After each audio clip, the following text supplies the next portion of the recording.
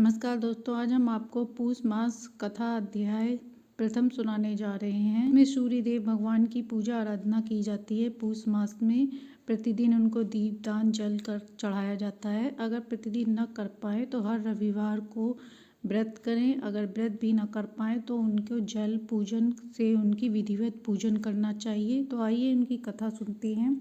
एक बार नारद जी नारायण जी के पास जाकर कहते हैं, नारायण नारायण कहकर कहने लगे, हे भगवान, अब मैं गणेश खंड को, जो मनुष्य के मंगल का भी मंगल करने वाला है, परिपूर्ण सुनना चाहता हूँ। गणेश जी किस देवता के अंश से उत्पन्न हुए थे? हाथी के मुख वाले विशाल क्यों हैं? उनकी पूजा सबसे पहले क्यों की जाती है? मैं उस रहस्य का वर्णन करना चाहता हूँ तथा सुनना चाहता हूँ। वह संताप पाप का नाश करने वाला है, पापों का जड़ से नाश करने वाला। पार्वती देवी के उदर से कैसे उत्पत्ति हुई? किस प्रकार पार्वती देवी ने पुत्र रूप में उन्हें प्राप्त किया? गणेश जी किस देवता के अंश थे?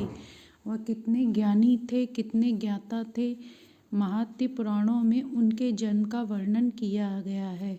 सुनो हे तात, सती ने अपने स्वामी शिवजी की निंदा होने से अपने शरीर का परित्याग कर दिया और पर्वतराज की पत्नी मैना के गर्भ से जन्म लिया। उनका विवाह महादेव के साथ हुआ। वह देवी दैत्यों का नाश करने वाली सती थीं। विवाह के बाद महादेव उन्हें कैलाश के वन में ले गए। शंकर जी पार्वती का विहार हुआ। जब देवता लोग वहां गए तब उन्होंने विहार को खत्म करने के लिए कहा। शंकर जी के पास से शुक्र गिर गए। तब कार्तिकेय का जन्म हुआ।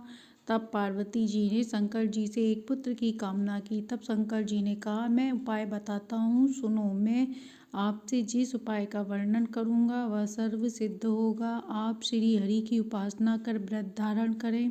1 वर्ष तक इस व्रत का अनुष्ठान होगा। इसका नाम पुण्यक है। यह महाकठोर बीज व्रत सर्व सिद्धि वाला है। प्रियजनों में पति, वृक्षों में कल्प वृक्ष, फूल में पारिजात, फल में आम फल, पुरियों में काशी, चक्रों में सुदर्शन चक्र, देव में श्री कृष्ण, मास में मार्गशीर्ष मास उत्तम है। उसी प्रकार व्रत पुण्यों में श्रेष्ठ है। इसीलिए तुम इस व्रत का अनुष्ठान करो। इसे श्री कृष्ण की आराधना की जाती है। जो मनुष्य श्री कृष्ण के इस मंत्र को ग्रहण करेगा, जप करेगा, के सर्व कार्य अपने आप ही सिद्ध हो जाते हैं। उन्होंने पूछा, भी इस व्रत की विधि का विस्तार बताएं। देवी पार्वती बोली, आहार और क्या फलहार है? महादेव बोले, देवी शुद्ध अवस्था में माघ मास की तृतीया तिथि से यह व्रत आरंभ किया जाता है।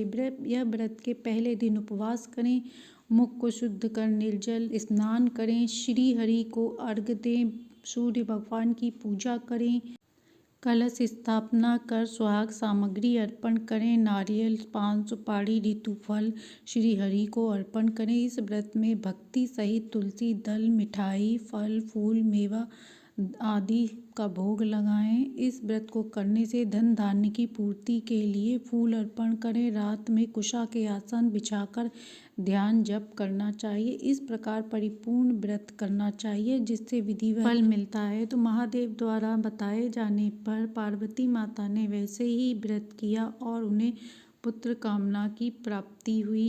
इस प्रकार पूष मास का महात्म्य अध्याय पहला समाप्त हुआ। महत्तम अच्छा लगा हो तो लाइक एंड सब्सक्राइब करें।